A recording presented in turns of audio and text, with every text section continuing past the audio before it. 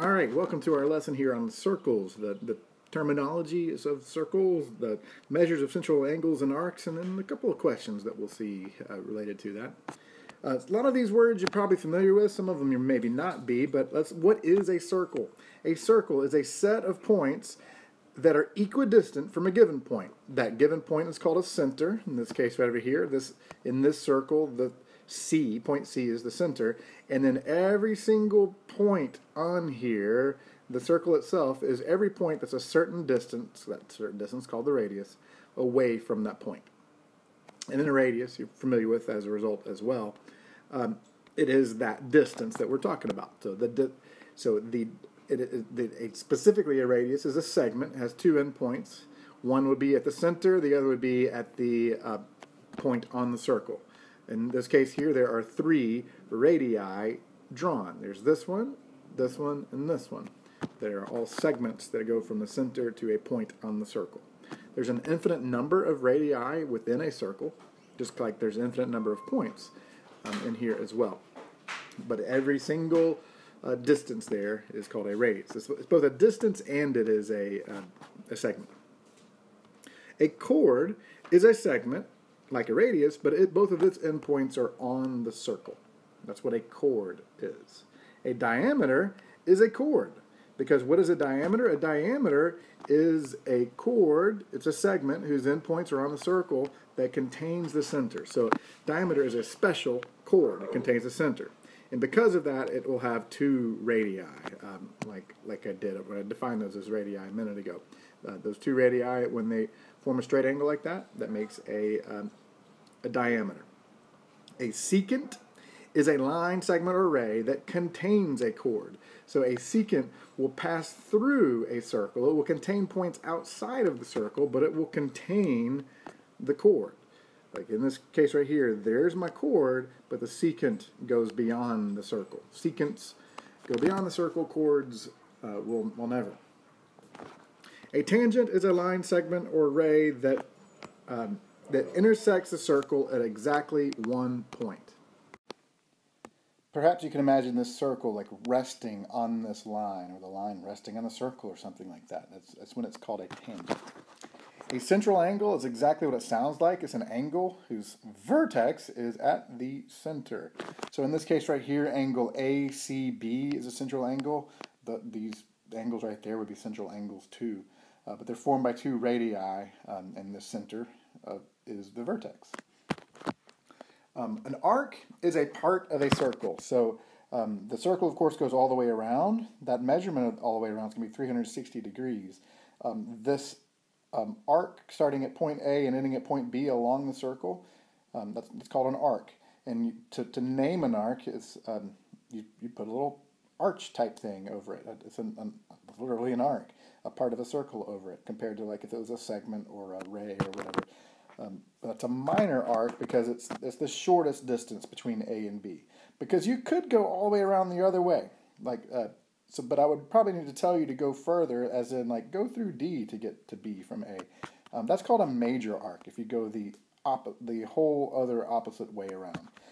When you're naming arcs, if you use just two letters, it's the short distance. Okay.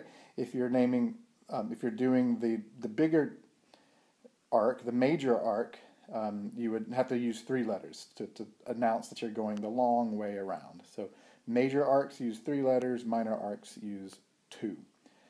If you put a minor arc with a major arc with the same endpoints, A and B, it will make up the entire circle. So let's identify these things. In this diagram right here, what is MN? Well, that's segment MN. It starts on the circle, ends on the circle. That's a chord. Line MN goes well beyond and contains that segment, so that is a secant. Angle RKJ, that is a central angle. Point U is a point of tangency. Arc RNJ will start here at R. It will end at J, but it's going to go all the way around through N, thanks to that third letter that was in the middle there. So that is a major arc. Arc RJ is the minor arc as a result. Segment JK is a radius, whereas JL is a diameter. It's also a chord, but most specifically it's a diameter. And then line ST is a tangent. Those are just some questions you can expect to have to answer, is to recognize what these pieces and parts are from a circle.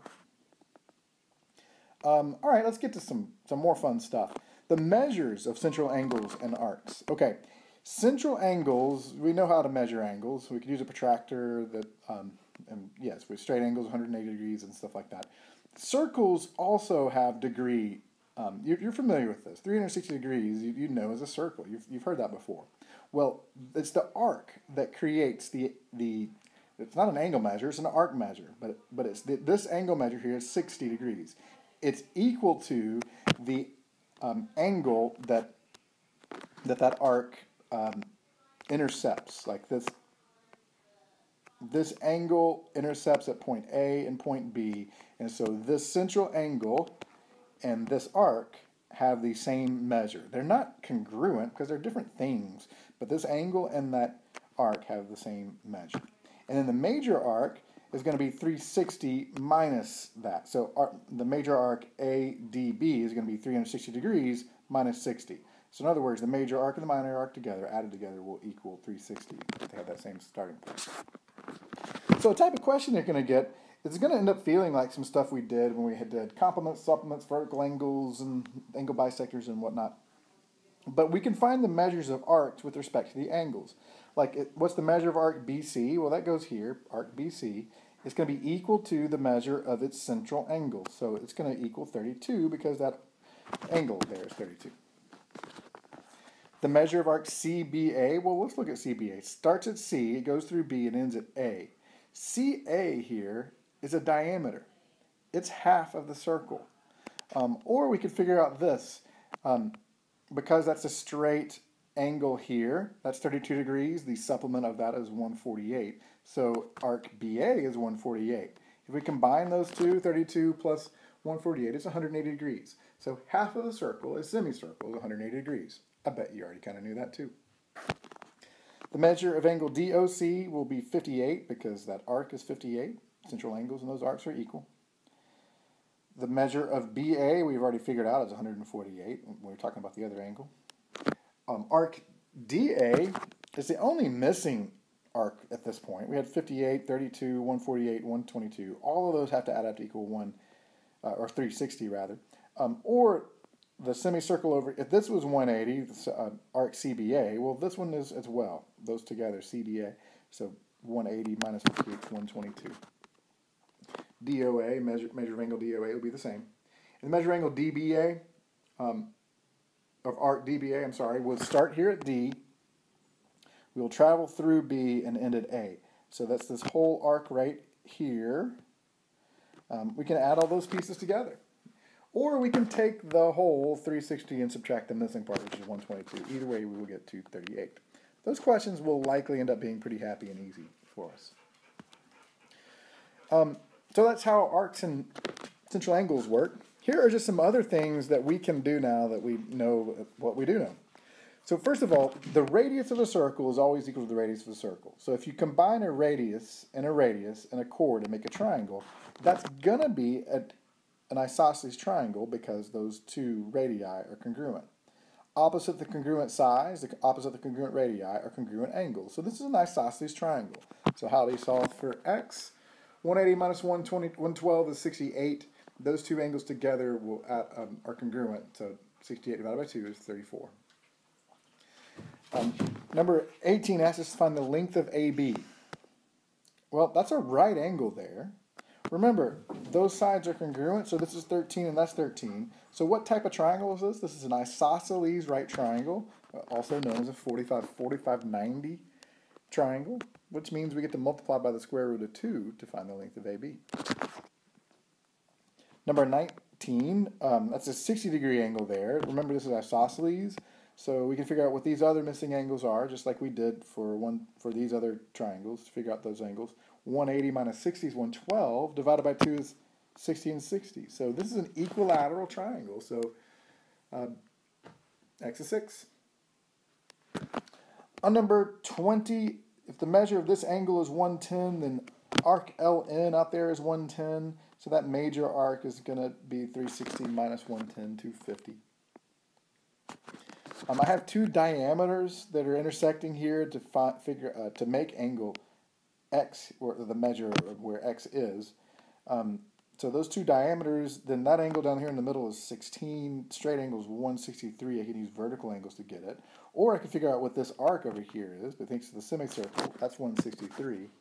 So x is 163, whether you use the vertical angles or the measure of the arc. It doesn't really matter. On your piece of paper, there's an x that's missing right here. X should belong there. The measure of arc TIM is 312. To figure out what that angle is, we need to figure out that the minor arc is 48 degrees. Central angle is equal to it. So there's a lot of things just covered. None of it, hopefully, is that difficult, but I'll be happy to answer questions that you have as you get them. Talk to you soon. Bye.